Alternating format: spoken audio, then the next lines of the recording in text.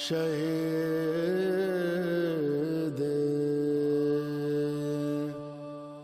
کربلا بابا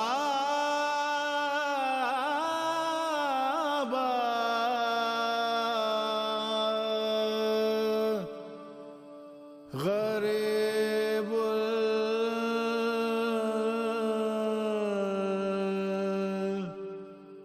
بے وطن بابا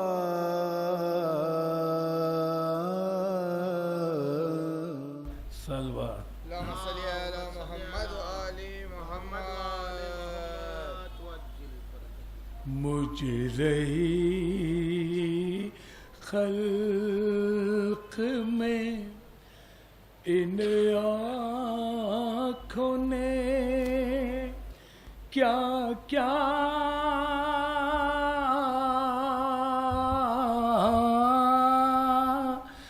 دیکھا، پھر کہیں سبتے پیمبر سنا آقا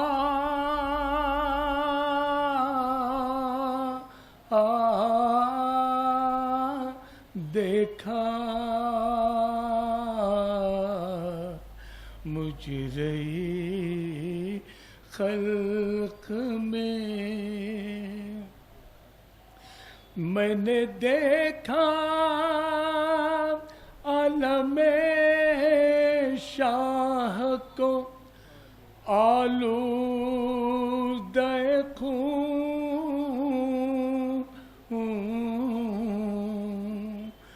میں نے دیکھا عالم شاہ کو آلودہ خون،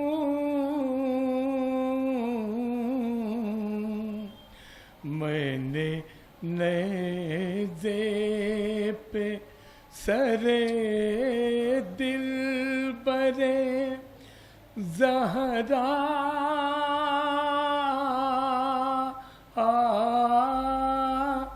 دیکھا،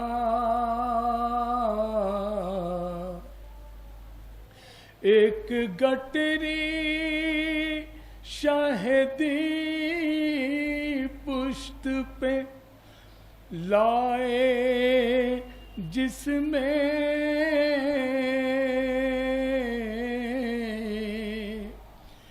ایک گٹری شہدی پشت پہ لائے جس میں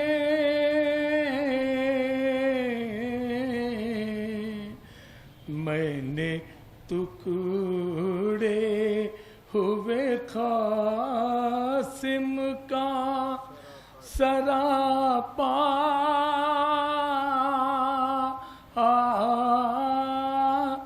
دیکھا،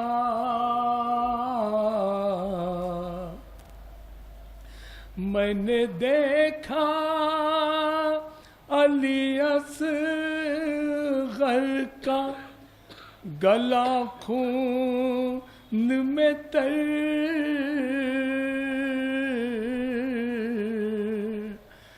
میں نے دیکھا علی اصغر کا گلا خون میں تر، میں نے عباس کو ریتی پر تڑپتا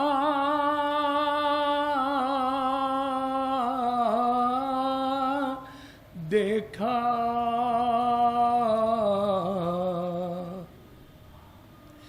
گر پڑے سبط نبی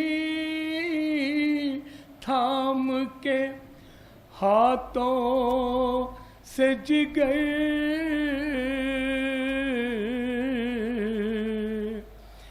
گر پڑے سبط نبی تھام کے ہاتھوں سے جگر،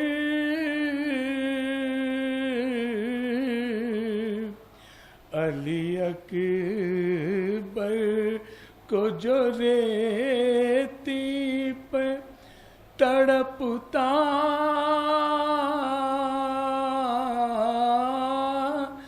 دیکھا، علی اکبر کو جو ریتی پہ تڑپتا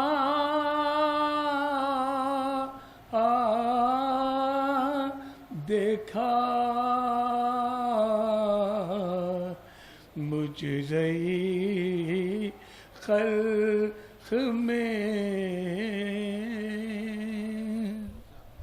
صلوات اللهم صل على محمد وآل محمد.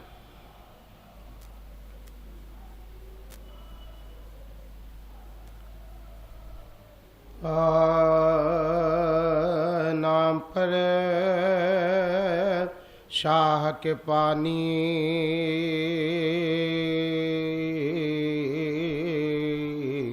جو پلا دے تیغے میرے کوثر نے مجھے رائے، میرے کوثر نے مجھے رائے دعا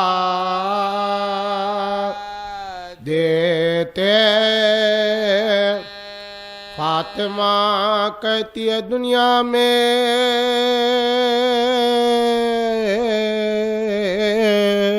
یہ آباد رغے شیخ کا پرسا مجھے صبر، شیخ کا پرسا مجھے صبر لے عذاب دیتے، جو کوئی پوچھتا ہے کس نے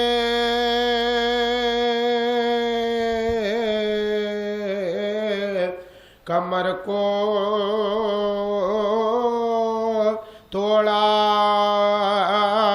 شاباش کے لاش کو شاباش کے لاش کو بتا دیتے،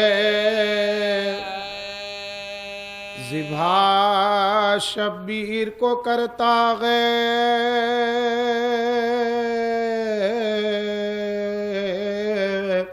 لئی قنجر سے، بوس القوم پا محبوب خدا، بوس القوم پا محبوب خدا دیتے، قتل اکبر سا پسر ہوتا ہے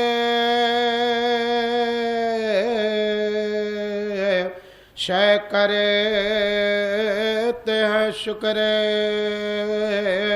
صبر ایوب کو، صبر ایوب کو شاب جلا دیتے، رو کے کہتی تھی سکینہ کے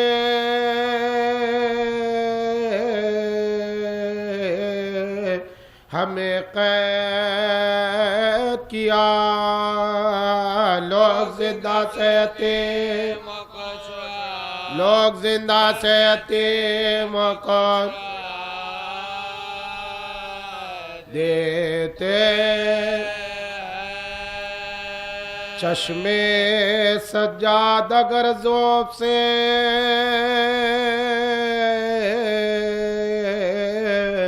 ہو جاتی ہے بندے،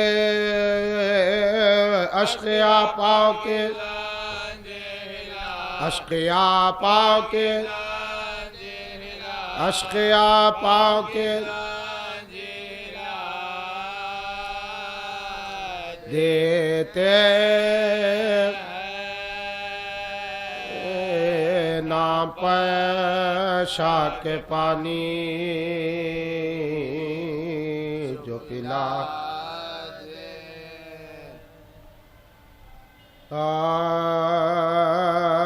پدر کی موت ہے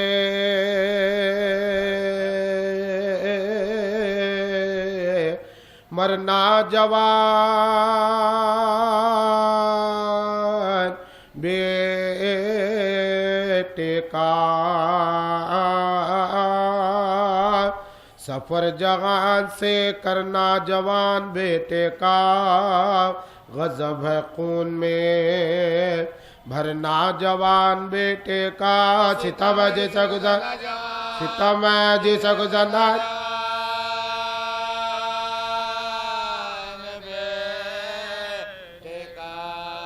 شباب تھا کہ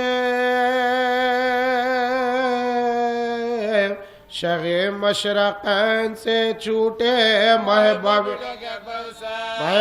پیٹا کیا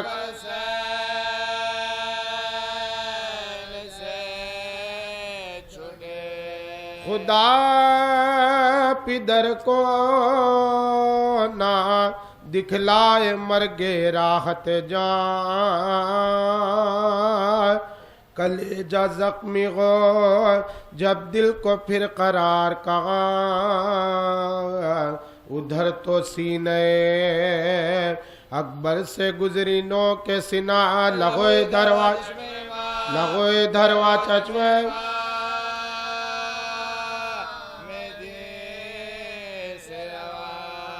تڑپ کے جانب گردوں نگاہ کی شینے زمین ہل گئے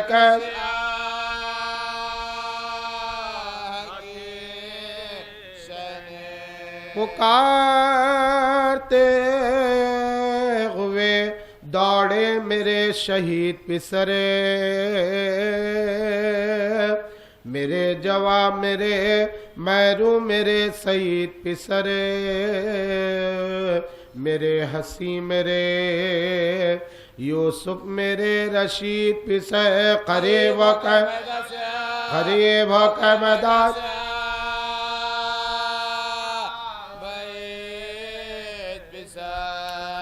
پدر پاس نئی واردات ہے بیٹا خبر نہیں مجھے دن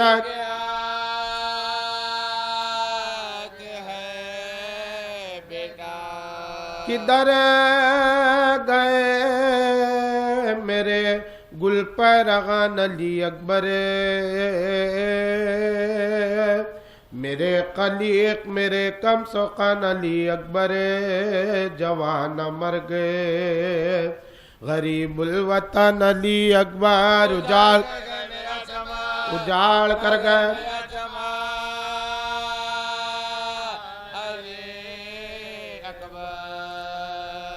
بلا کے گھر سے یہاں اشقیاء نے لوٹ لیا دعائے ہے کہ مجھے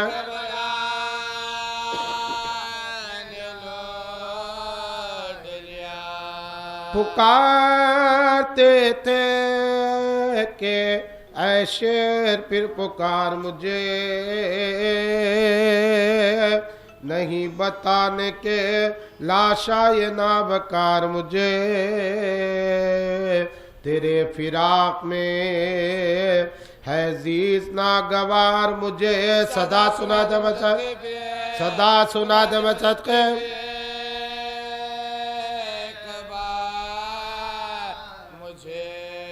گلے لگا لو کے سینہ ہمارا جلتا ہے کلے جا مجھ سے کوئی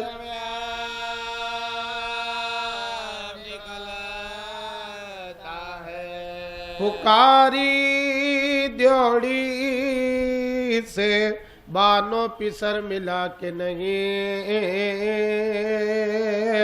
بتاؤ مرغ میں زخم جگر ملا کے نہیں ستم کے ابر میں میرا قمر ملا کے نہیں علی کے لال والے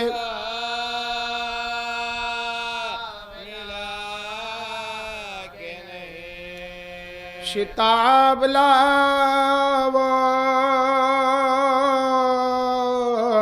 میرے منتوں کے پالے کو تمہیں سے لوں گی میں اپنے مراد تمہیں سے لوں گے میں اپنے مراد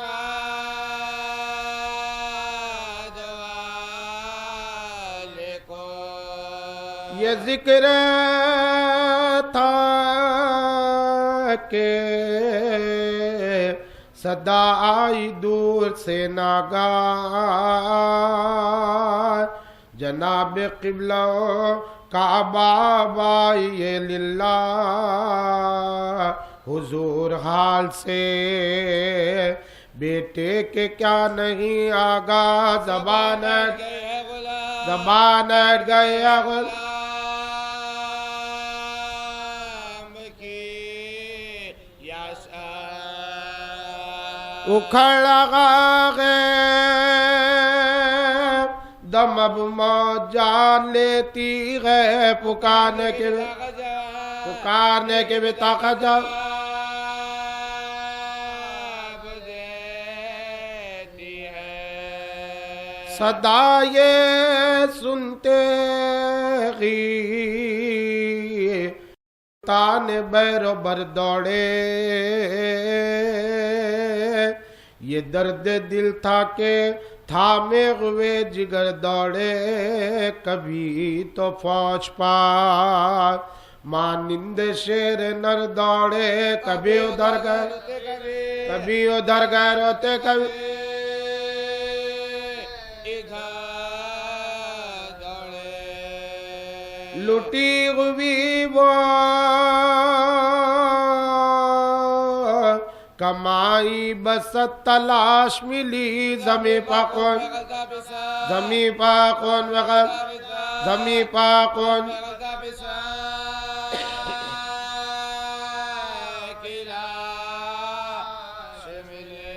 عجیب حالت فرزند نوجوان دیکھی اتس سے غوٹوں پا نکلی ہوئی زبان دیکھی خمر سے چہرے پار زردی لبوں پجا دیکھی کلیجا کلیجا پڑ سینے میں جا سینہ دیکھی پدر کے سامنے بیٹے کا دم اکھڑتا تھا حسین دیکھتے تھے اجارتا تھا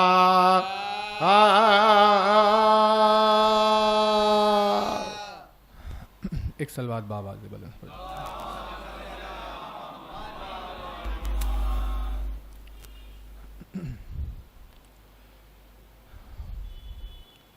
ایک اور بلند ترین صلوات پڑھ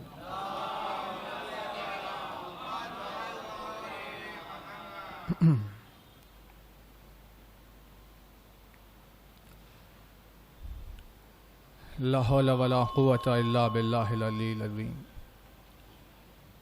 اعوذ باللہ من الشیطان اللعین الرجیم بسم اللہ الرحمن الرحیم الحمدللہ الذی قصرت عن رؤیتہ ابصار الناظرین وعجزت عن نعتہ اوہام الواصفین صلی علی محمد وآلہ الطاہرین ولعنت اللہ علی اعدائہم وقتلتہم اجمعین من اللعن الی قیام یوم الدین اما بعد فقد قال اللہ سبحانہ تبارک و تعالی فی کتابہ المبین وقولہ الحق بسم اللہ الرحمن الرحیم الحمد للہ رب العالمین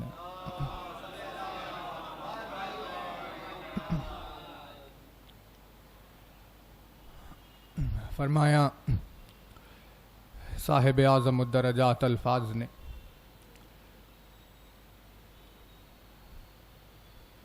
آواز مومنین پر واضح ہے اگر سب پر واضح دور تک ایک بلند ترین صلوات اور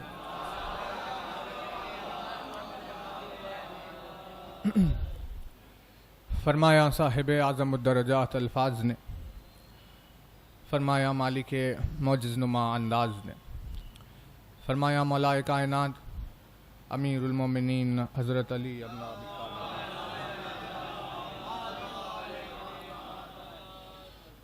مولا کائنات کے جس مبارک و مقدس فرمان سے آپ کی خدمت میں ان مجالس اعزاء کے سلسلے کا آغاز ہے، اپنی اس بے مثل و بے نظیر حدیث میں مولا کائنات نے قرآن مجید کی عظمت اور اس کے الفاظ کی کھل کر بیانی اور قرآن مجید کے الفاظ میں چھپی ہوئی حکمت کے تعلق سے بیان فرمایا۔ مولا فرماتے ہیں کہ قرآن مجید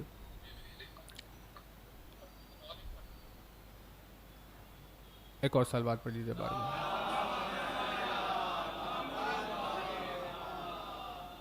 ایک سلوات اور بلند ترین پڑھ لیجیے۔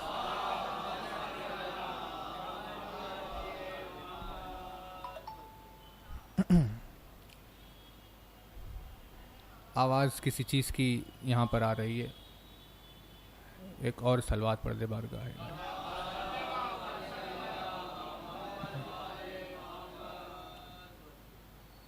اخی بھائی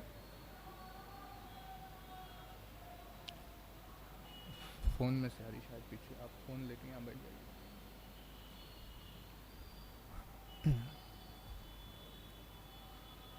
ایک اور سلوات بآواز بلند۔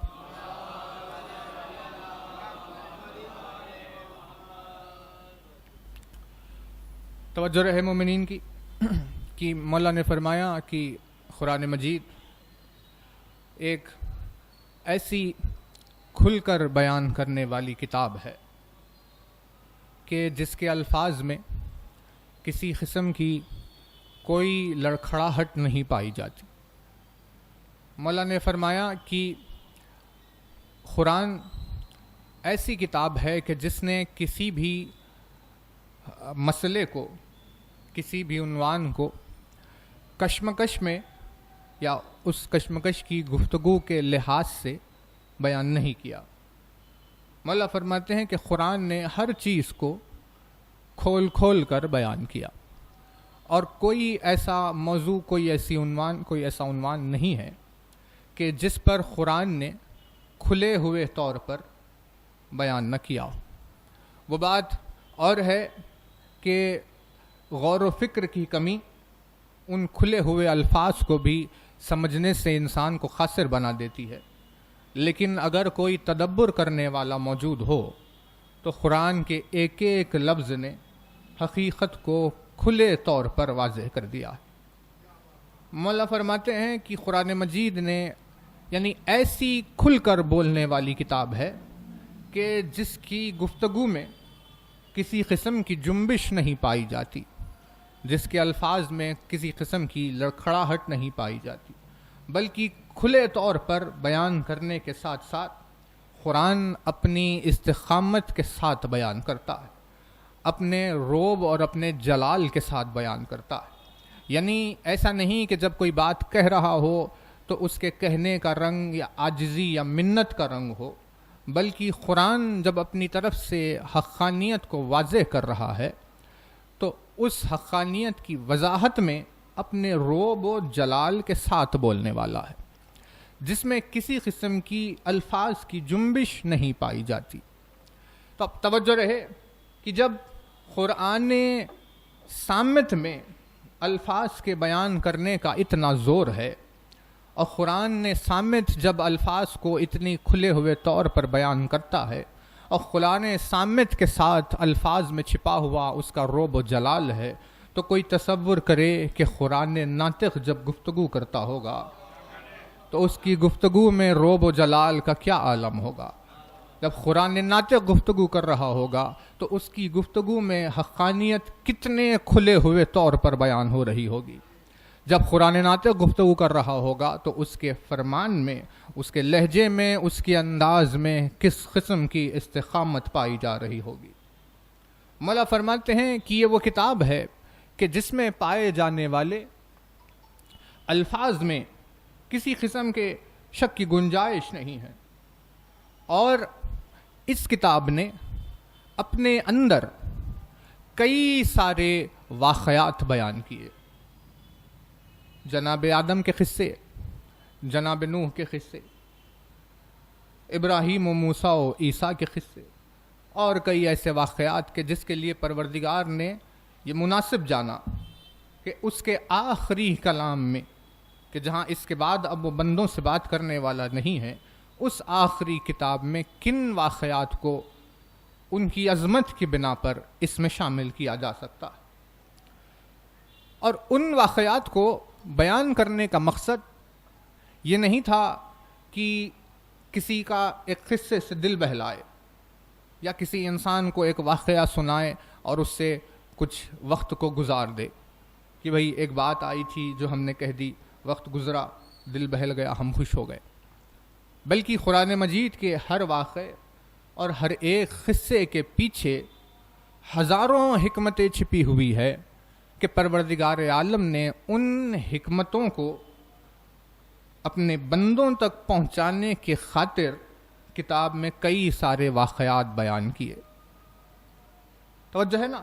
یعنی جب قرآن نے کسی قصے کو بیان کیا تو وہ قصہ اسی لیے نہیں تھا کہ سامنے والے کا دل بہلائے، بلکہ جب قرآن نے اگر آدم کے 2 بیٹوں کا ذکر کیا کہ بھئی 2 بیٹے تھے جو نظر لے کر ہمارے دربار میں حاضر ہوئے، تو ان 2 بیٹوں کے واقعے کے پیچھے سننے والوں کے لیے، پڑھنے والوں کے لیے، تلاوت کرنے والوں کے لیے، جہاں تک یہ پیغام پہنچ رہا ہے ان تمام لوگوں کے لیے پروردگار نے حکمت سے بھرے کئی رموز رکھے کہ جو ہر واقعے کے پیچھے موجود ہے. واقعہ پڑھنا یا واقعہ سنانا اس مقصد سے تھا کہ اس واقعے کے ذریعے انسان تک وہ عبرت پہنچ جائے جو اس واقعے میں موجود ہے، تاکہ اس عبرت کو حاصل کرنے کے بعد وہ ان پرانے گزرے ہوئے قصوں میں ان اعمال سے گریز کرے کہ جن اعمال کی وجہ سے خدا کا عذاب امتوں پر آیا، اور ان اعمال کی طرف توجہ کرے کہ جن اعمال کی وجہ سے اللہ نے ان پر انعام اور اکرام نوازے. ہے نا توجہات؟ یعنی واقعات کا مقصد یہ ہے کہ انسان کی زندگی کو بلندی کی طرف لے جائے. واقعات کا مقصد یہ ہے کہ اس سے انسان کی حکمت، عقل اور تدبر کو صیقل کرے. ان واقعات کا مطلب یہ ہے کہ پروردگار عالم ایک ایسی بات کے ذریعے سے کہ جس سے سامنے والے میں دلچسپی بھی پیدا ہو اور اس کے ساتھ ساتھ اس کی اصلاح بھی ہو جائے، واقعات بیان کیے. جب قرآن صامت کا یہ رنگ ہے کہ اس میں بیان کیا گیا کوئی بھی قصہ اس وجہ سے نہیں ہے کہ جو مقصد سے خالی ہو، تو کیسے ممکن ہے کہ جب قرآن ناطق نے اپنی زبان سے کسی واقعے کو بیان کیا ہوگا تو اس واقعے کے پیچھے کوئی حکمت نہ رہی ہو. یعنی علی کی زبان سے جب بھی کوئی واقعہ، کوئی مثال، کسی ایک چیز کی طرف اشارہ یا کسی موضوع یا کسی سوال کا جواب دینا، یہ صرف اور صرف اسی لیے ہے کیونکہ اس جواب کے ذریعے سے اپنے چاہنے والوں تک کے لیے حکمت کے، عظمت کے، دین و ایمان کے ابواب کو مولا نے کھول دیا ہے نا. انہی تمام واقعات میں سے آپ کی خدمت میں ان مجالس اعزاء کے سلسلے میں ایک واقعے پر ذکر ہوگا جو قرآن مجید نے بیان کیا، اور وہ واقعہ ہے اصحاب کہف کا واقعہ. یعنی کچھ لوگوں کا واقعہ جو قرآن نے بیان کیا کہ جو کہف میں رہتے تھے، جو کہف میں رہ گئے اور آج تک اس کہف میں باقی ہے. پروردگار عالم نے اپنی کتاب میں ان کے قصے کو، ان کے واقعے کو بیان کیا.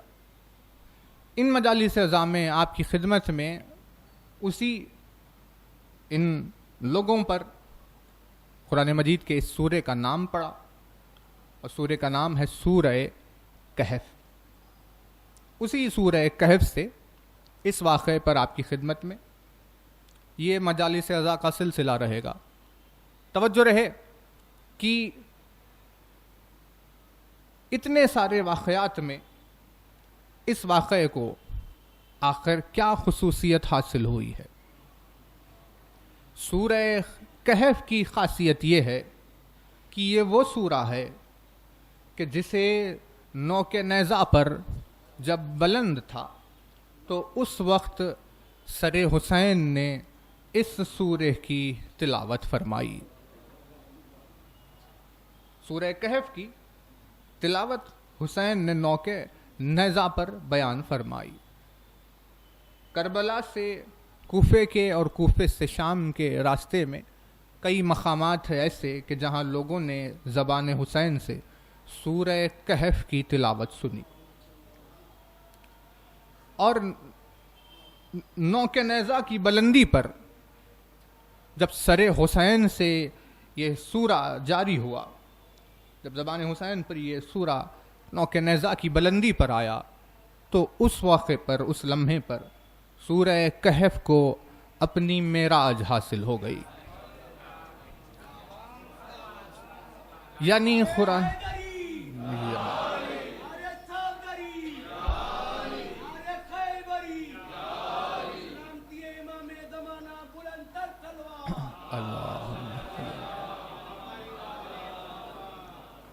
یعنی قرآن مجید کی تلاوت کرنے والے کتنے مقدس لوگ پائے جاتے ہیں۔ آسمان پر ملائکہ قرآن مجید کی تلاوت کرتے ہیں، انبیاء ہے ایک سلسلہ کہ جو اس کی کتاب کی تلاوت کی خواہش رکھتا ہے، کتنے مومنین متقین ایسے نیک و پرہیزگار لوگ جو کتاب خدا کی تلاوت کرتے رہتے ہیں، لیکن کسی موقع پر سورہ کہف کو یہ معراج حاصل نہیں ہوئی کہ جس دن حسین نے اس سورہ کو اپنی تلاوت کے لیے چن لیا تو اس بلندی پر سورہ کہف بھی اپنی معراج کو پہنچ گیا ہے نا۔ توجہ، روایات نے یہ بتایا کہ ایک شخص جس کا نام زید بن ارقام ہے،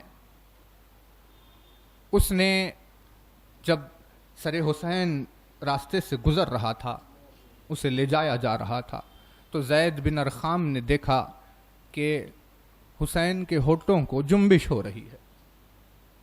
جب اس نے اس طرف توجہ کی اور پوری طرح متوجہ ہوا تو اسے صریح قرآن مجید کی آیت سنائی دینے لگی کہ حسین تلاوت کر رہے تھے، اور یہ آیت اس نے سنی کہ بسم اللہ الرحمن الرحیم، ام حسبت ان اصحاب الکہف والرقیم کانوا من آیاتنا عجبا۔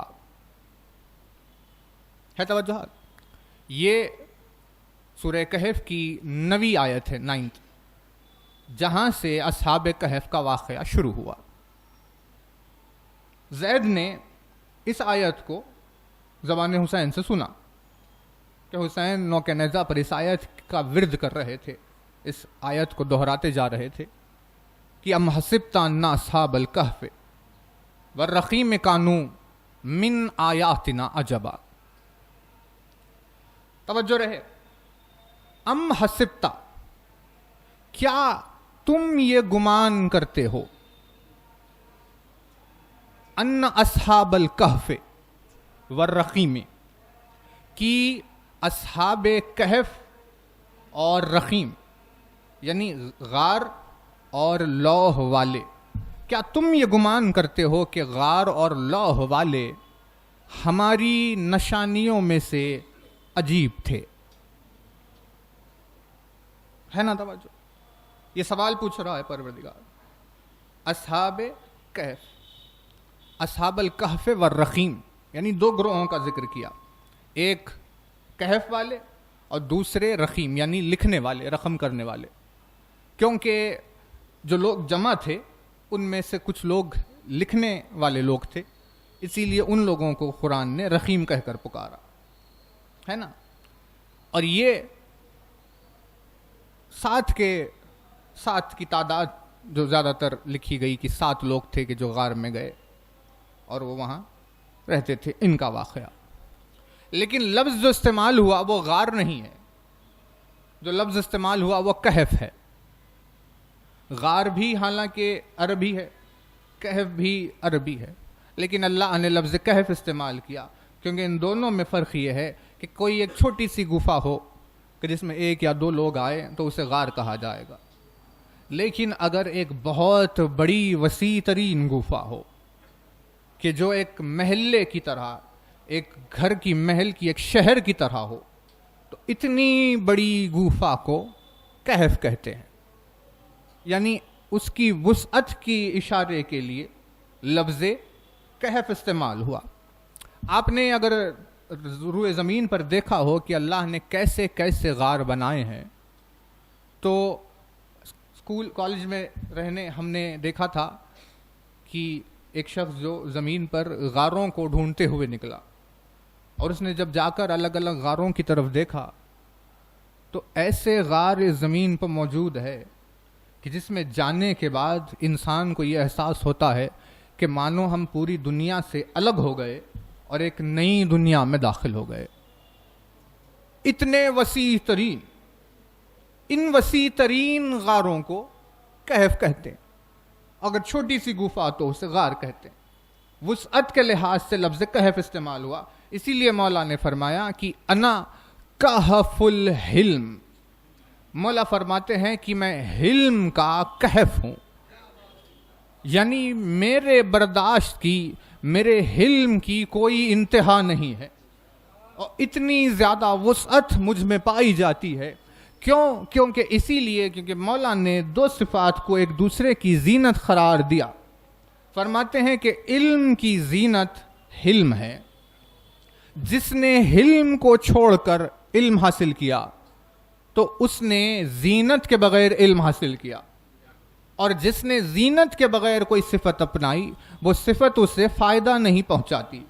اسی لیے تاکید کی ہے کہ دیکھو، علم ہمیشہ حلم کے ساتھ حاصل کرنا، اور عالم کی پہچان ہی یہی بتائی گئی کہ عالم اتنا بڑا ہوگا جتنا زیادہ اس میں صبر پایا جائے گا.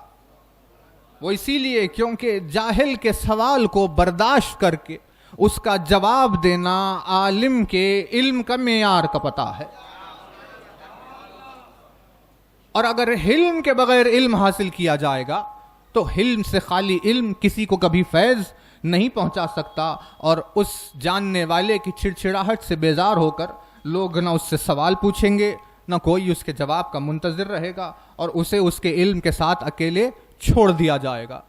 کہا یہ کیوں؟ اتنا علم حاصل کرنے کے باوجود بھی دنیا میں عزت حاصل کیوں نہیں ہوئی؟ کہا اسی لیے کیونکہ حلم کے بغیر علم حاصل کیا.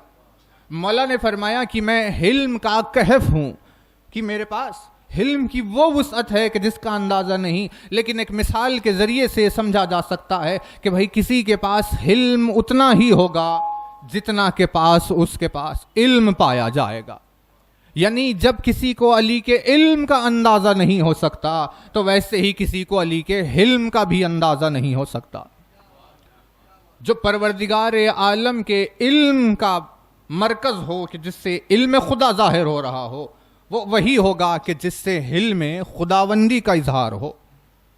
اس وسعت کے لیے کہتے ہیں کہف ہے نا توجہ.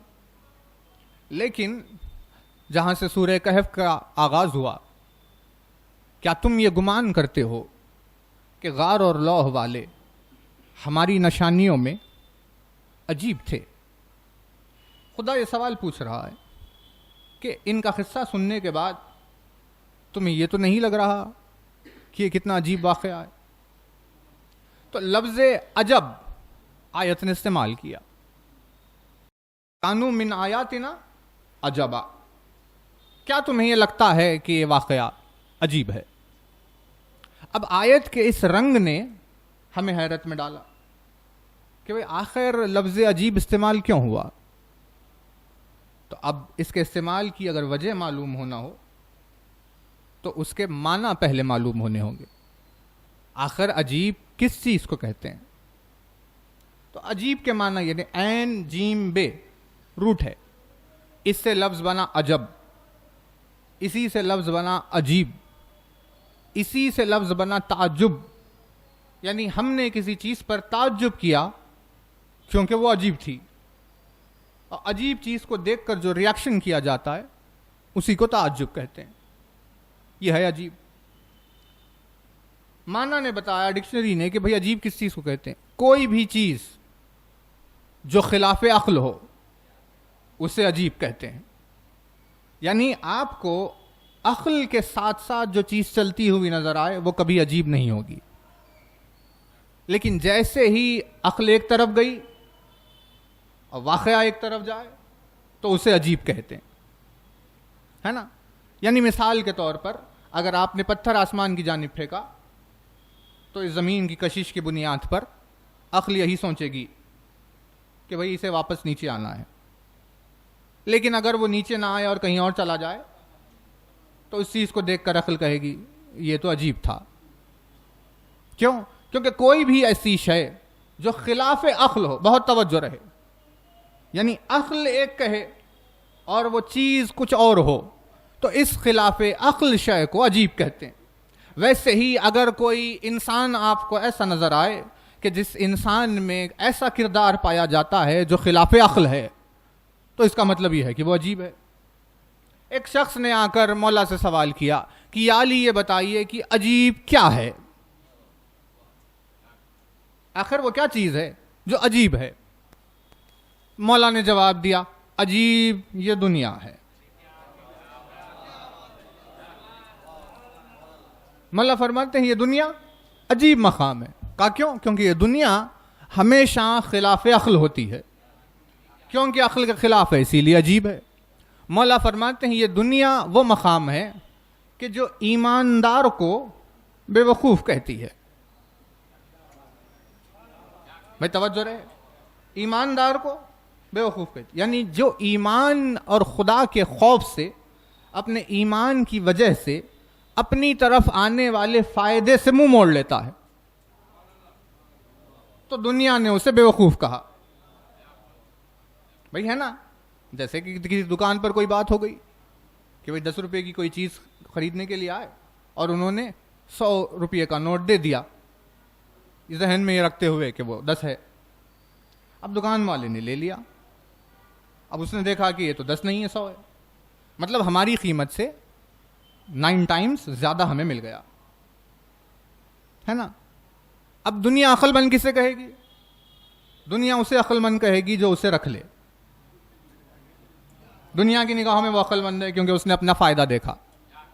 لیکن اگر کوئی خوف خدا کے خاطر، اپنے ایمان کی خاطر یہ کہے کہ بھئی آپ نے ہمیں زیادہ دے دیا، یہ کہہ کر واپس دے دے، تو دنیا اسے بے وقوف کہتی ہے. مولا فرماتے ہیں یہ دنیا وہ مقام ہے جو ایماندار کو بے وقوف، بے حیا کو خوبصورت. یہ دنیا وہ مقام ہے جو ایماندار کو بے وقوف کہتی ہے اور بے حیا کو خوبصورت کہتی ہے. کیونکہ ایماندار کو بے وقوف کہنا خلاف عقل بات ہے، اور کیونکہ بے حیا کو خوبصورت کہنا خلاف عقل بات ہے، اسی لیے مولا نے فرمایا کہ یہ دنیا ایک عجیب جگہ ہے. کیونکہ اس میں کوئی بھی چیز عقل کے مطابق نہیں ہوتی. ہر چیز جو اس دنیا میں پائی جاتی ہے، یعنی دنیاوی چیز جو ہوتی ہے وہ خلاف عقل ہوتی ہے، اسی لیے دنیا دار خلاف عقل ہوتا ہے. اس نے پوچھا مولا عجیب کیا ہے؟ علی نے کہا دنیا عجیب ہے. اس نے پوچھا مولا اس سے زیادہ عجیب کیا ہے؟ توجہ، عجیب کیا ہے؟ علی نے فرمایا دنیا عجیب ہے. اس نے پوچھا اس سے زیادہ عجیب کیا ہے؟ علی نے کہا اس سے زیادہ عجیب اس دنیا سے محبت ہے. یعنی عجیب تو یہ دنیا پہلے سے تھی اور یہ دنیا عجیب ہے کیونکہ وہ خلاف عقل ہے، لیکن علی نے فرمایا اس سے زیادہ عجیب بات تو یہ ہے کہ کوئی اس دنیا سے محبت کرے. اس سے زیادہ عجیب بات تو یہ ہے کہ کوئی اس دنیا سے وفا کی امید رکھے. دنیا سے زیادہ عجیب دنیا دار ہوتے ہیں. دنیا عجیب مقام اور دنیا دار اس سے زیادہ عجیب مقام. یہ عجیب کا ڈیفینیشن دیا گیا کہ ہر وہ شے جو خلاف عقل ہو اسے عجیب کہتے ہیں. توجہ ہے نا. اب آپ کی خدمت میں اس عجیب کی اور وضاحت میں ایک دوسرے سورے کی آیت کی تلاوت کریں، جس سورے کا نام ہے سورہ جن، کیونکہ اس میں بھی ایسی ہی آیت آئی ہے، اور جب ہم ڈھونڈ رہے تھے سوال تو اس میں اس کا جواب آیا۔ عجیب سورہ جن قرآن مجید کا 72 سورہ ہے جس کا نام ہے جن۔ آغاز ہوا بسم اللہ الرحمن الرحیم، قل اوحی الی انہ استمع نفر من الجن فقالوا انا سمعنا قرآنا عجبا، کہ اے میرے حبیب آپ کہیے، پروردگار عالم اپنے رسول سے فرماتا ہے کہ آپ امت سے کہیے کہ میری طرف یہ وحی کی گئی ہے کہ جنوں کے ایک گروہ نے، جنوں میں سے کچھ لوگوں نے، ایک گروہ نے آ کر ہماری باتوں کو سنا، اور سننے کے بعد اپنے قبیلے میں واپس گئے، اور جا کر انہوں نے اپنے دوسرے جنوں سے کہا کہ ہم نے ایک عجیب قرآن سنا ہے، انا سمعنا قرآنا عجبا، ہم نے ایک عجیب قرآن سنا ہے۔ جب یعنی واقعہ یہ ہوا کہ جب رسول پر آیتیں نازل ہوتی جاتی اور وہ لوگوں کو آیتیں سناتے جاتے کہ یہ قرآن ہے، تو ایسے میں جب یہ پیغام پھیلتے پھیلتے جب جنوں میں یہ تشویش ہوئی کہ آخر ہو کیا رہا ہے، تو جنوں میں سے کچھ لوگوں نے آ کر رسول کے قریب سننا شروع کیا، اور جب آیتیں قرآن مجید کی ایک کے بعد ایک، ایک کے بعد ایک، ایک کے بعد ایک آیتیں سنی، تو ان آیتوں کو سننے کے بعد اپنے قبیلے میں گئے اور انہوں نے کہا کہ ہم نے عجیب قرآن سنا ہے۔ تو اب جنہوں نے قرآن کو عجیب کہا، اور جو ہے نا قرآن نے خود، کیونکہ سورہ جن تو قرآن میں موجود ہے، اسی لیے خود قرآن نے اپنے آپ کو عجیب کہا۔ مولا کیا فرماتے ہیں کہ عجیب کون ہے؟ کہ بھئی یہ دنیا عجیب ہے، اس سے زیادہ عجیب یہ دنیا دار ہے۔ کیا کیوں؟ کیونکہ عجیب کے معنی یہ ہے کہ خلاف عقل ہو کوئی چیز، اسے عجیب کہتے ہیں۔ لیکن جب قرآن مجید کے لیے لفظ عجیب استعمال ہو تو اس کے معنی میں خلاف عقل نہیں لیا جائے گا، تو جو ہے نا، کیونکہ قرآن کی کوئی بھی آیت خلاف عقل نہیں ہے، اور جو آیت ہے وہ عقل کے مطابق ہے۔ اسی لیے جب لفظ عجیب قرآن کے لیے استعمال ہوگا تو اس کے معنی خلاف عقل نہیں لیے جائیں گے، تو پھر اس کے معنی کیا ہو سکتے ہیں؟ تو جو ہے نا، اب جب ہم نے اس کے معنی تلاش کیے تو ڈکشنری نے یہ جواب دیا کہ عجیب کے ایک معنی یہ ہے کہ کوئی ایسی چیز کہ جو بے مثل ہو اسے عجیب کہتے ہیں۔ کوئی بھی ایسی شے جو بے مثل ہو اسے عجیب کہتے ہیں، جس کی مثل نہ پائی جائے اسے عجیب کہتے ہیں، ہے نا؟ دو معنی ہو گئے، یعنی ایک عجیب وہ ہے جو خلاف عقل ہوگا، یہ بشر کے لیے ہو سکتا ہے، انسان کے لیے ہو سکتا ہے، لوگوں کے لیے ہو سکتا ہے، دنیا کے لیے ہو سکتا ہے، دنیا داری کے لیے ہو سکتا ہے، ہر چیز کے لیے ہو سکتا ہے۔ لیکن یہ لفظ نہ اس کی کتاب کے لیے ہو سکتا ہے، نہ ملائکہ کے لیے ہو سکتا ہے، نہ انبیاء کے لیے ہو سکتا ہے، نہ اس کے نیک بندوں کے لیے ہو سکتا ہے، یعنی جو خدا دار لوگ ہیں، پروردگار عالم کی طرف ہے، ان لوگوں کے لیے یہ معنی نہیں ہوگا۔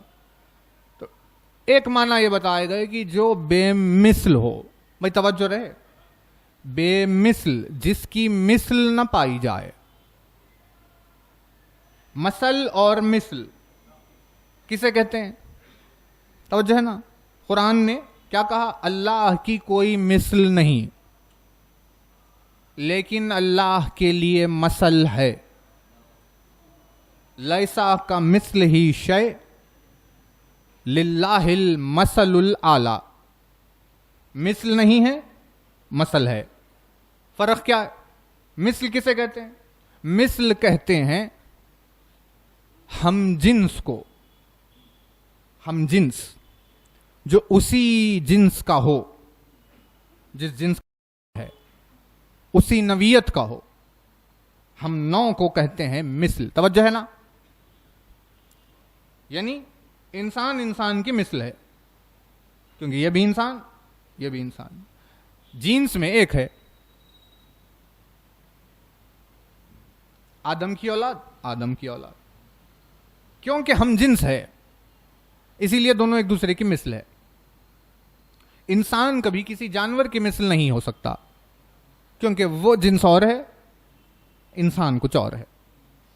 ہم جنس ہونے کو کہتے ہیں مثل. دو بھائی ایک دوسرے کی مثل ہے، سگے بھائی، لیکن ایک بھائی ذہین ہے اور ایک بھائی نادان. ایک کی عقل کو دیکھو تو کہاں چلی گئی، اور دوسرے کی عقل دیکھو تو عجیب ہے. ایک کی ذہانت کا یہ عالم کہ کسی بھی چیز کو دو لمحوں میں یاد کر لے گا، اور ایک کی ذہانت کا یہ عالم کہ ایک ہی چیز کو اگر 1000 بار بھی پڑھے تب بھی یاد نہیں ہوگا. ہے دو سگے بھائی لیکن ان میں یہ فرق پایا گیا. توجہ ہے نا؟ تو اب رزلٹ کیا ہوگا؟ رزلٹ یہ ہوگا کہ یہ دونوں ایک دوسرے کی مثل ہے لیکن ایک دوسرے کی مثل نہیں ہے. کیوں؟ کیونکہ مثل کہتے ہیں ہم جنس ہونے کو، اور مثل کہتے ہیں ہم کمال ہونے کو. جس میں برابر کا کمال پایا جائے وہ ایک دوسرے کے مثل ہے،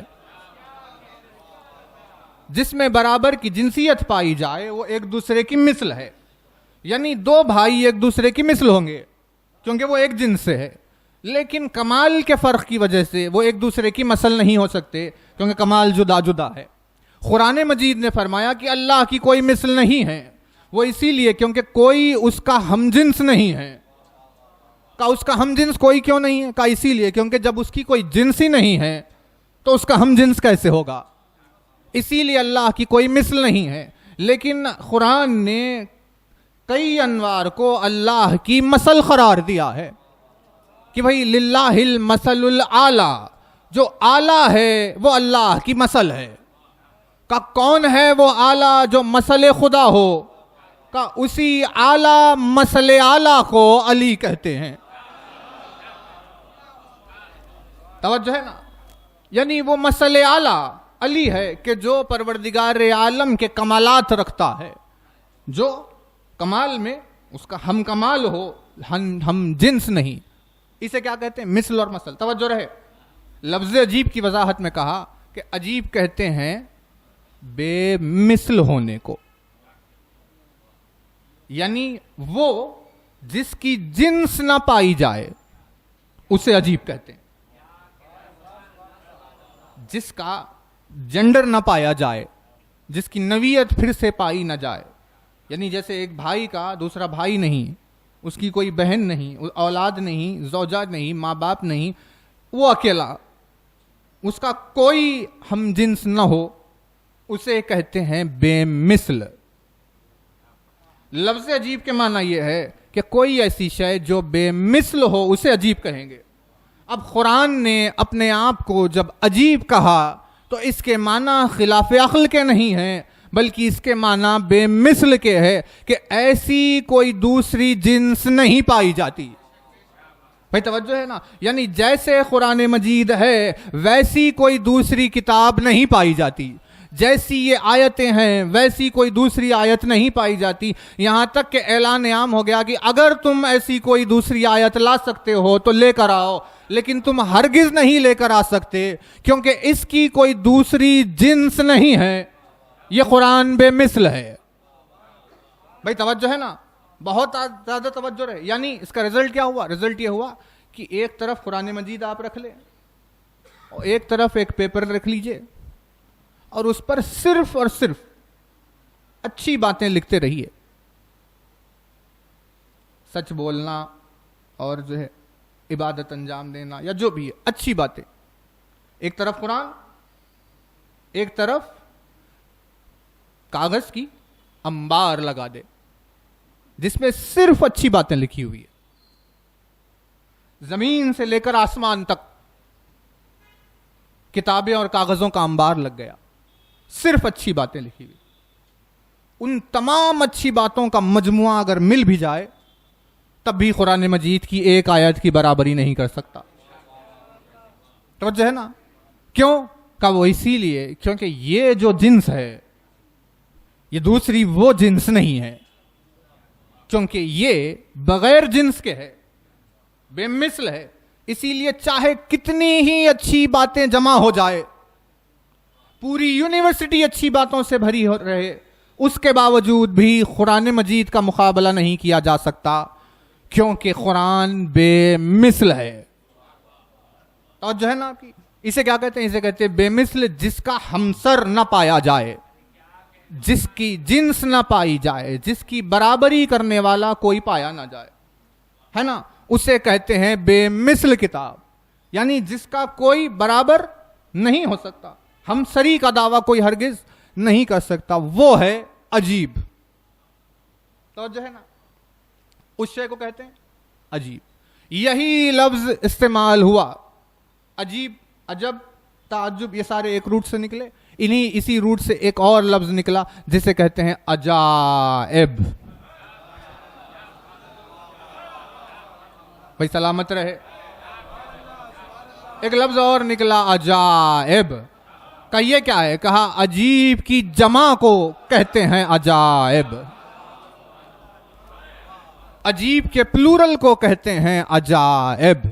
یعنی بہت زیادہ عجیب اگر ہو تو انہیں کہیں گے عجائب. وہ ایک مرکز، جس ایک مرکز سے بے شمار عجائب کا اظہار ہوا، اس مرکز کو کہتے ہیں مظہر العجائب. سلامت رہے آپ.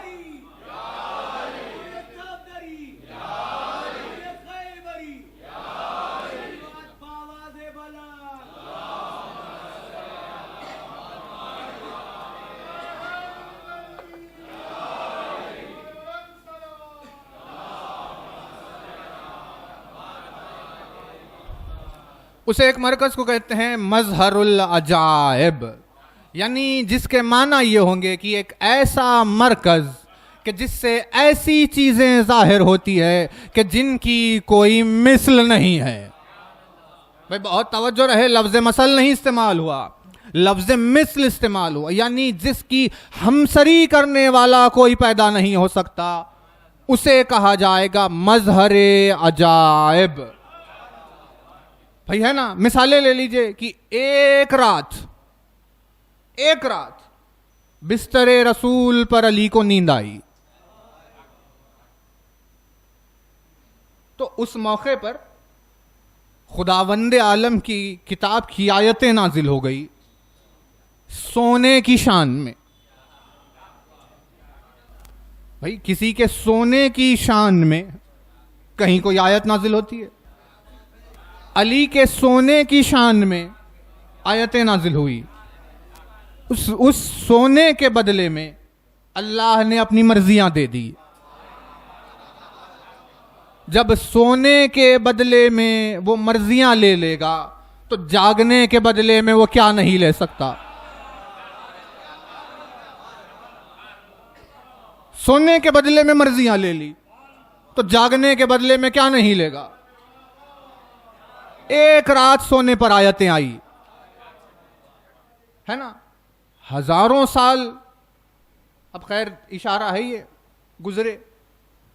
لوگوں نے کئی کوششیں کی کہ بھئی میدان جنگ میں، بدر میں، احد میں، جب یعنی میدان میں جانے کے بعد جب خیمے لگ جاتے تھے، کیونکہ جنگ چل رہی ہے، خیمے لگ گئے، ابھی جنگ کا سلسلہ جاری ہے، رات ہو گئی سو گئے. دن میں جنگ ہوئی، رات میں سو گئے. اب جب رات میں سوئے ہوئے ہیں بدر میں، احد میں، جس میں رسول بھی ساتھ تھے، سب سو رہے ہیں رسول کے ساتھ، کوئی آیت نہیں. ایک روز بستر رسول پر سونا، آیتیں اور مرضیاں آئی. نماز میں سائل آ گیا، علی نے ہاتھ بڑھا دیا. جیسے ہی ہاتھ بڑھایا اس عطا پر پروردگار عالم کی آیت آ گئی. دوسرے کئی لوگوں نے ہزاروں کوششیں کی دیتے دیتے نہ جانے کیا کیا نیتیں تھیں اور کیا ہوا، کوئی آیت نہیں. یعنی علی کے ایک ایک عمل کے اوپر ایک ایک آیت کا نزول ہوا، اور علی کے اعمال کا مجموعہ پروردگار عالم ایک ڈاکیومنٹڈ فارم میں قرآن مجید بنا کر اتار گیا. سلامت رہے.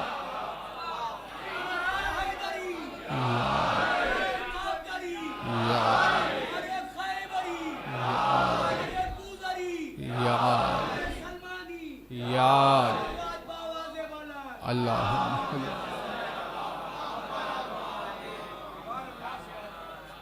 بھئی ایک کے بعد ایک عمل پر ایک کے بعد ایک آیتیں نازل ہوتی گئی. جب وہی کسی اور نے اگر انجام دیے تو کوئی آیت نازل نہیں ہوئی. کا فرق کیا ہے؟ کا فرق یہ ہے کہ اس عمل کی کوئی مثل نہیں ہو سکتی. علی کے اس عمل کی کوئی دوسری جنس نہیں پائی جاتی.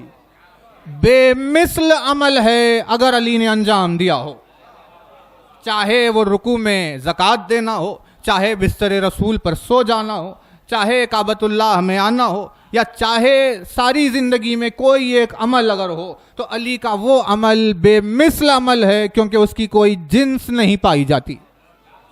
کیونکہ جنس کے بغیر ہے، کیونکہ مثل کے بغیر ہے، اسی لیے علی کے اعمال عجیب ہے نا توجہ. اسی لیے اعمال عجیب ہے، اور کہا مظہر العجائب.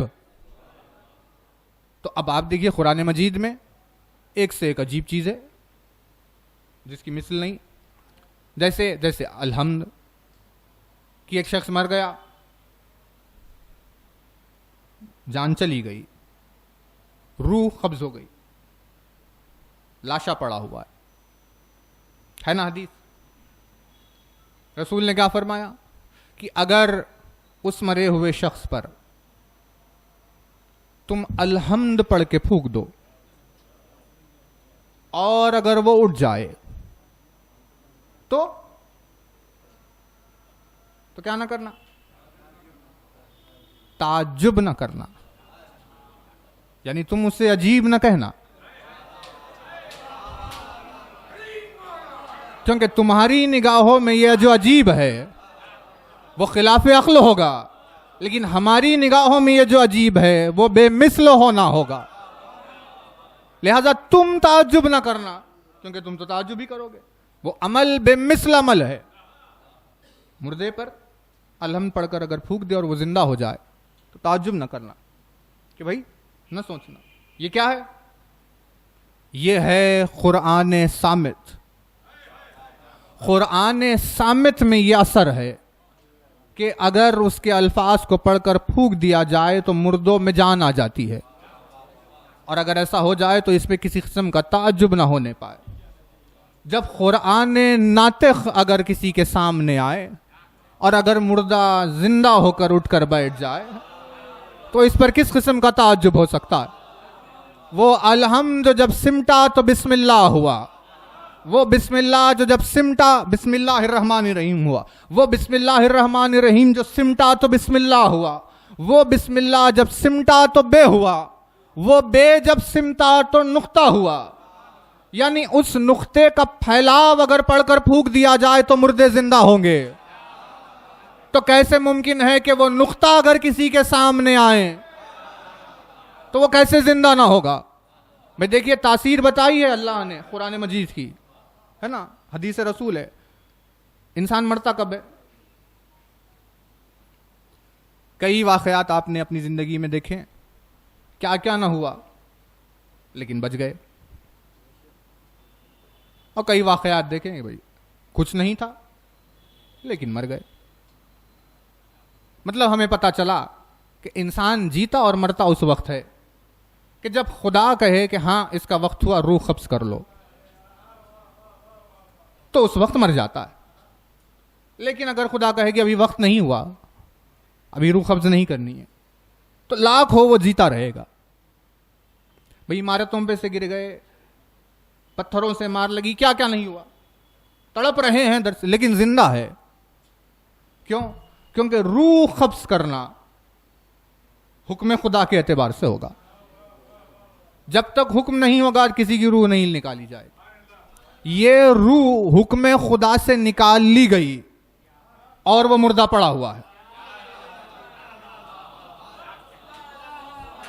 یہ روح حکم خدا سے نکال لی گئی اور وہ مردہ پڑا ہوا ہے. فرمایا کہ اگر اس کے سامنے اب جا کر تم نے حمد کی تلاوت کی اور الحمد اس پر پڑھ کر پھونک دیا اور وہ زندہ ہو جائے تو تعجب نہ کرنا, کیونکہ الحمد میں یہ تاثیر پائی جاتی ہے کہ گئی ہوئی روح کو واپس بدن میں لے کر آئے گا.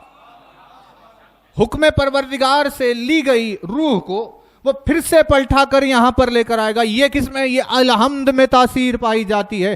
یہ ہے قرآن صامت. تو کیسے ممکن ہو کہ اگر علی کسی کے دیدار کے لیے آئے تو اس میں یہ اثر نہ پایا جائے کہ روح کو پلٹا لے. وقت آخر آیا, اللہ نے ملک الموت سے کہا کہ دیکھو سلمان کا وقت ختم ہوا, روح قبض کر لو. حکم خدا سے روح سلمان قبض ہو گئی اور اب ان کی نماز جنازہ کے لیے جب آمد علی ہوئی اور علی نے آنے کے بعد جب سلمان کے چہرے سے کفن کو ہٹایا تو نگاہیں بند رکھتے ہوئے سلمان کے چہرے پر مسکراہٹ آئی. یعنی مرنے کے بعد مسکرانا کتنا حسین منظر نہ دیکھا ہوگا کہ جس کی خوشی کے اظہار کے آگے موت بھی حائل نہ ہو پائی. اور سلمان دوبارہ اٹھ کر بیٹھے, کہا جو حکم خدا سے روح قبض ہوئی تھی وہ تمہارے بدن میں کیسے واپس آئی سلمان؟ توجہ ہے نا, وہ تمہارے بدن میں کیسے واپس آئی؟ کہا الحمد جب روح کو واپس لے کر آ سکتا ہے تو وہ الحمد جس نقطے سے پھیل کر نکلا اس نقطے میں یہ قدرت کیوں نہ ہو کہ گئی ہوئی ارواح کو لے کر آئے. ہزاروں اعمال سے, لیکن کسی عمل کو جب کسی نے دہرایا, نہ خدا کی طرف سے کوئی تعریف, نہ کوئی آیت کا نزول, نہ کوئی چیز, نہ خدا کو پرواہ کہ کسی نے کیا کیا. بھائی بے نیاز سمجھ ذات اسے پرواہ ہی نہیں کہ لوگ کیا کر رہے ہیں. لیکن اعمال علی پر آیتوں کا نازل ہونا, کہا کیوں؟ کہا اسی لیے کیونکہ یہ اعمال ہے بے مثل. اس اعمال ان اعمال کے بے مثل ہونے پر, توجہ ہے نا, ان اعمال کے بے مثل ہونے پر اس بے مثل نے بے مثل آیتوں کو نازل کر دیا. اب وہ بھی بے مثل کہ جس کی کوئی مثل نہیں ہے, یہ کتاب بھی بے مثل کہ جس کی کوئی مثل نہیں ہے, اور وہ عمل کرنے والا بھی بے مثل کہ جس کی کوئی مثل نہیں پائی جائے. جب یہ تمام مجموعہ ایک جگہ جمع ہوا تو کہا یہ ہے مظہر العجائب. ہے نا توجہ؟ دیکھیے وقت ہوا ہے, حالانکہ آیت نہیں ہوئی. انشاءاللہ آگے کی آیت کو خدمت میں آپ کی کل بڑھائیں, لیکن اس سے پورا کرتے ہوئے گزارتے ہیں.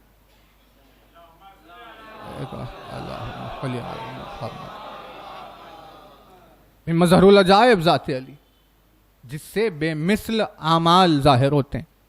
وہ مرکز کے جس کے اعمال کی برابری نہیں ہو سکتی. انسان کو تدبر چاہیے. وہ مرکز کے جس کے اعمال کی برابری نہیں. بھئی روایتیں موجود ہے کئی کتابوں میں, ان کی سب کی کتابوں میں موجود ہے کہ اس آیت کے نزول کے بعد کئی لوگوں نے رکوع میں کچھ دینے کی کوشش کی. انتظار میں تھے, جب بھی کچھ ہوتا تھا آ کر پوچھتے تھے یا رسول اللہ کوئی آیت آئی؟ رسول اللہ مجھے کوئی آیت نہیں آئی. مطلب ایک مرتبہ علی نے دیا آیت آئی, لوگوں نے زندگی کا عرصہ گزار دیا دہراتے ہوئے, کوئی آیت نہیں آئی. کہا کیوں؟ کہا وہ اس لیے کیونکہ علی کے عمل کی برابری نہیں کی جا سکتی. کسی بھی عمل کی. بھائی رکوع کی حالت, رکوع میں انگوٹھی دے دینا تو بہت دور کی بات ہے, بہت دور کی بات ہے. میدان جنگ میں جس کی تلوار کی ایک ضربت کی برابری ثقلین مل کر نہیں کر سکتے, اس کا حالت رکوع کا کوئی کیا بیان کر پائے گا؟ مطلب یہ اعمال بے مثل اعمال ہو گئے. وہ اعمال کہ جس کی کوئی جنس باقی نہیں. جس مرکز سے ظاہر ہونے والے اعمال بے مثل ہے تو اس کی ذات کی کوئی مثل کیا ہوگی؟ اعمال کی کوئی برابری نہیں ہے، اعمال کی کوئی ہمسری نہیں ہے، تو اس ذات کی ہمسری کیا ہوگی؟ توجہ ہے نا؟ یعنی کتنا لطیف پہلو ہے کہ جس پہلو میں رسول اعظم نے یہ فرمایا کہ اگر علی نہیں ہوتے تو سیدہ کا کوئی ہمسر نہیں پایا جاتا. یعنی اعمال کی یہ انتہا کہ یہاں روئے زمین میں سب دیکھ رہے ہیں، اور اعمال کی اس طرف یہ انتہا کہ مریم و سارا کو رشک ہو رہا ہو. ان تمام اعمال کے مجموعے کی جہاں کوئی مثل ہی نہیں ہے، جس سے یہ حکمت ظاہر ہوئی کہ کیوں اللہ نے سیدہ کو علی کا جوڑا بنایا ہے نا. کیونکہ اگر بے مثل ہونے کی وجہ سے وہ تنہا رہ جاتا. بھئی دیکھیے مولانا نجم البلاغہ میں جناب عیسیٰ کے واقعات بیان کیے کہ بھئی عیسیٰ نے شادی نہیں کی، اکیلے رہے اور گزر گئے. انہوں نے جو مکر و فریب کیا، منصوبہ سولی پر جو چڑھایا، جو بھی ہوا اور خدا نے انہیں اٹھا لیا، لیکن دنیا سے کنوارے چلے گئے ہے نا.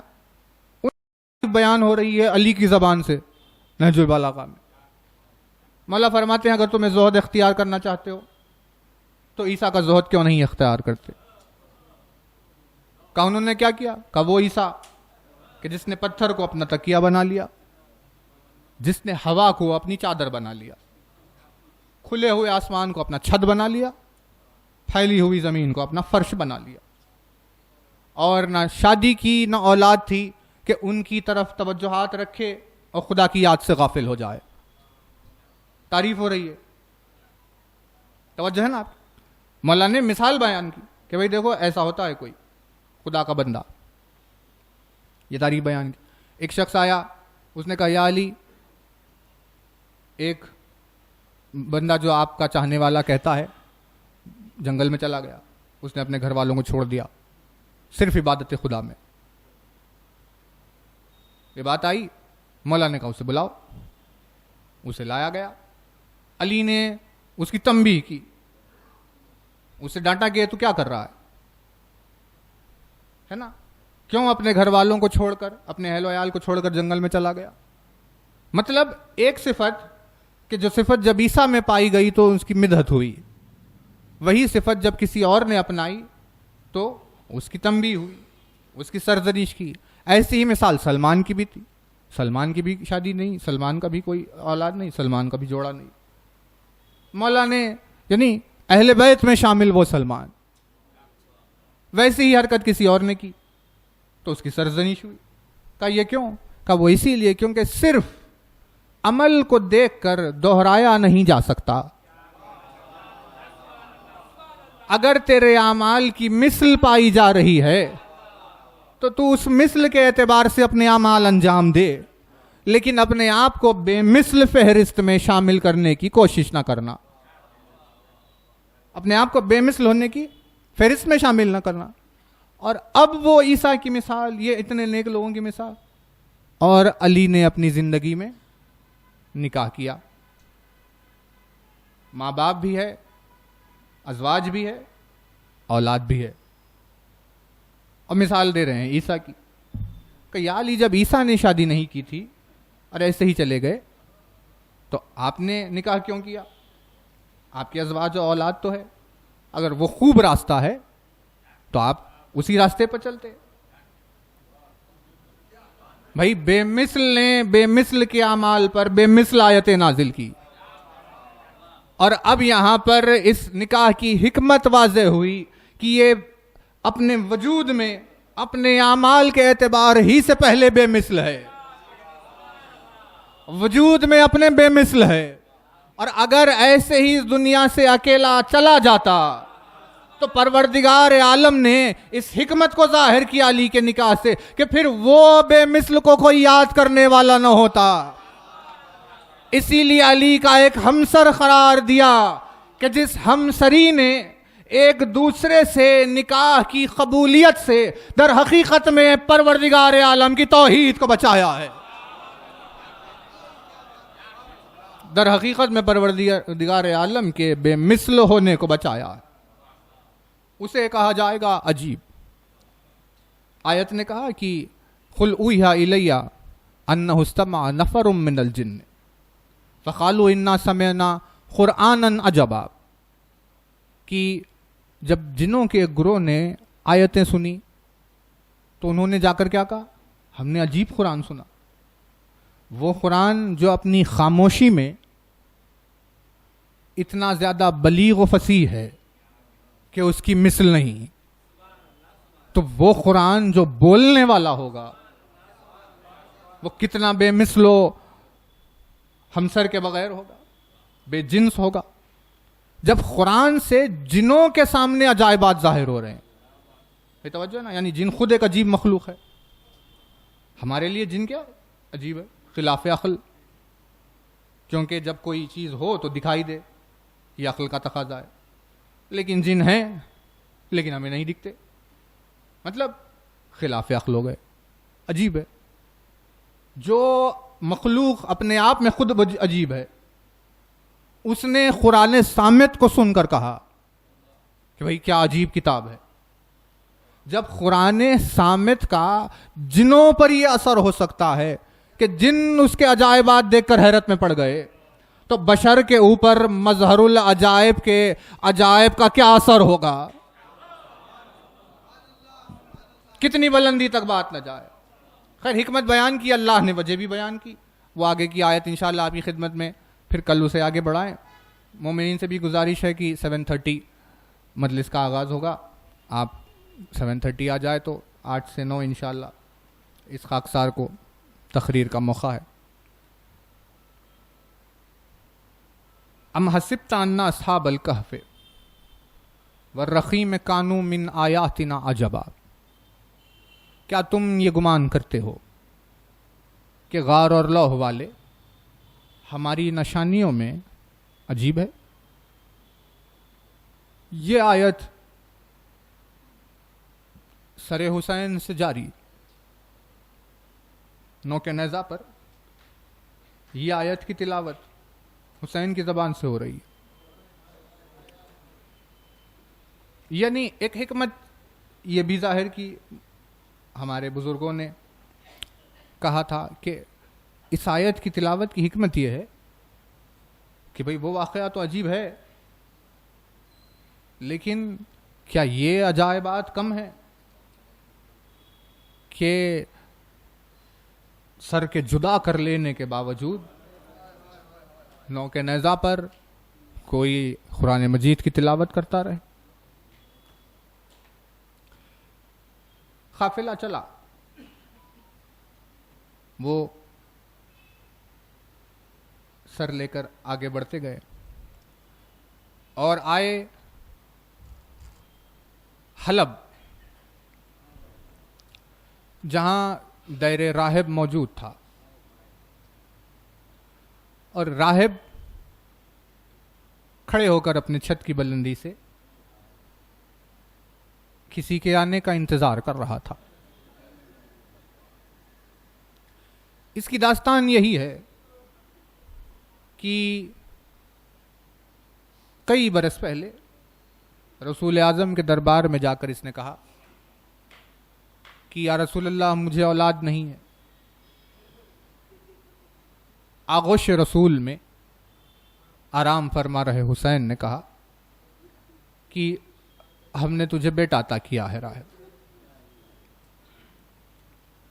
ایک کے بعد ایک، ایک کے بعد ایک عنایات ہوئی. 7 بیٹے اسے عطا ہوئے. وہ خوش ہو گیا. یعنی جس منزل یقین سے وہ چلا پلٹ کر کہ حسین نے کہہ دیا ہے تو پھر اب کسی قسم کے شبے کی گنجائش نہیں، اس یقین کے ساتھ چلا. کلمہ گو نہ ہونے کے باوجود یہ منزل یقین. جاتے جاتے چند قدم چلنے کے بعد رکا، پلٹ کر واپس آیا. اس نے کہا یا حسین تقدیر ہماری کہاں سے کہاں پہنچی، کہاں بے اولاد ہونا اور کہاں 7 بیٹے نصیب ہونا۔ آپ نے عنایات فرمائی، کتنی ہماری تقدیر کی بلندی ہے، لیکن میرے نصیب معراج کو پہنچیں گے اس دن کہ جس دن آپ مہمان بن کر میرے گھر کو آ جائے۔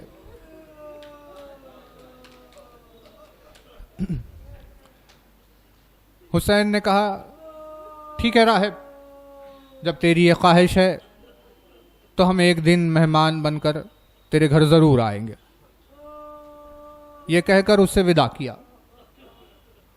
بس اس وعدے کے لینے کے بعد دوسرے دن سے راہب کی زندگی کا دستور یہ تھا کہ روزانہ اپنی چھت پر جا کر دور سے آنے والے راستوں کی طرف دیکھتا رہتا کہ نہ جانے حسین کس راہ سے آ جائے، اور میں دور سے دیکھ کر ان کے استقبال کے لیے چلا جاؤں، کہیں ایسا نہ ہو کہ آ کر حسین کو دروازے پر دستک دینے کی ضرورت پڑ جائے۔ سالوں گزرے انتظار میں، ویسے ہی روز عاشور نمودار ہوا، اور اس دن بھی راہب حسین کا انتظار کر رہا تھا کہ جب اس نے دیکھا ایک عجب منظر کہ نوک نیزہ پر بلند کچھ سر لائے جا رہے ہیں، جس کے ساتھ ساتھ کچھ بیبیاں نظر آتی ہے جو بے مخنہ و چادر ہے، ان کے بازوؤں کو رسیوں سے باندھ دیا گیا۔ قافلے کے آگے آگے ایک مرد باوقار نظر آتا ہے کہ جس کے ہاتھوں میں ہتھکڑیاں، پیروں میں بیڑیاں، گلے میں خاردار توخ پیوست ہے۔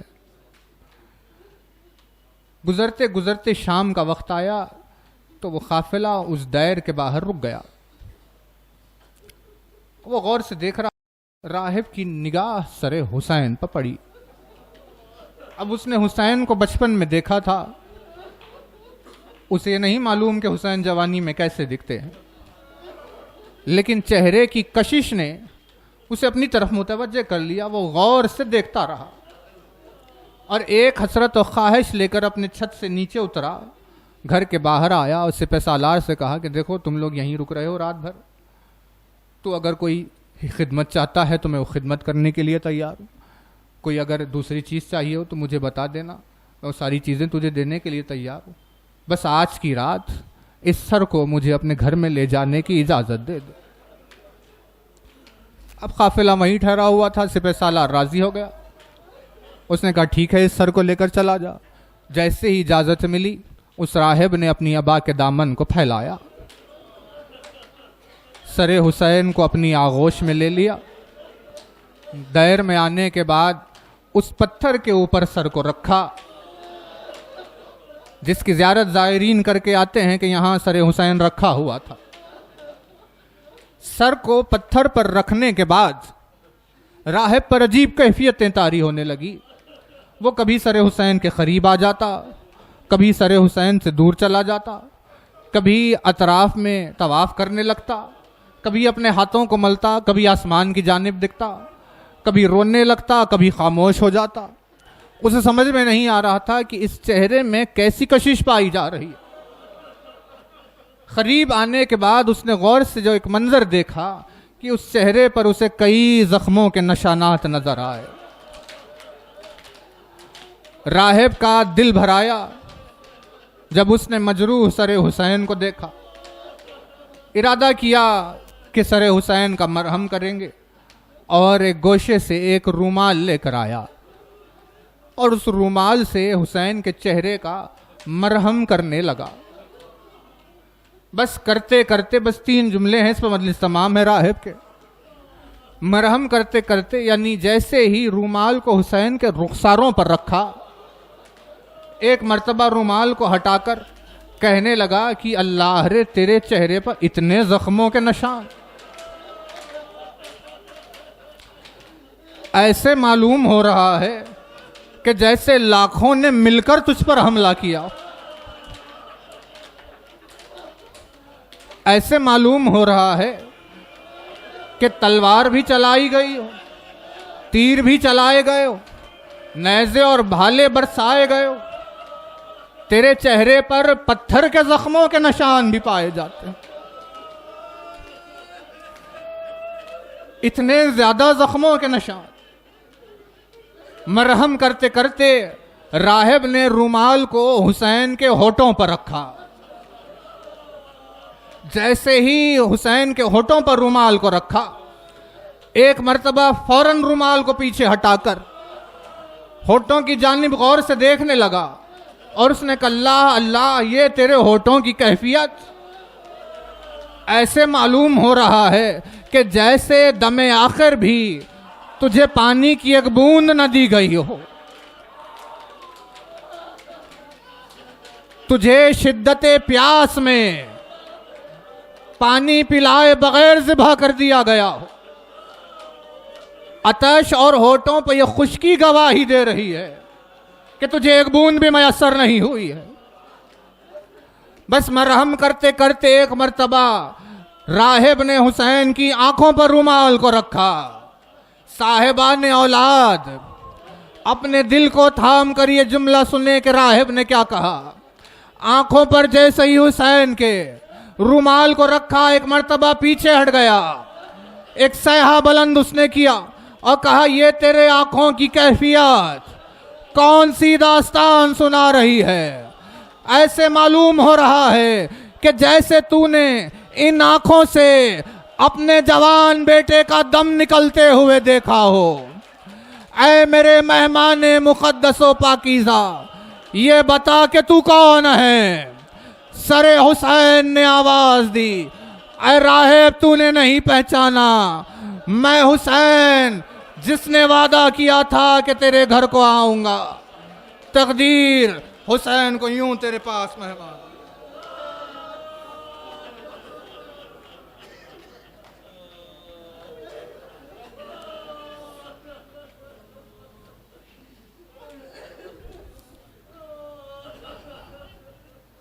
الا لعنت اللہ علی الظالمین وسيعلم الذين ظلموا أي منقلب ينقلب ماتم حسین.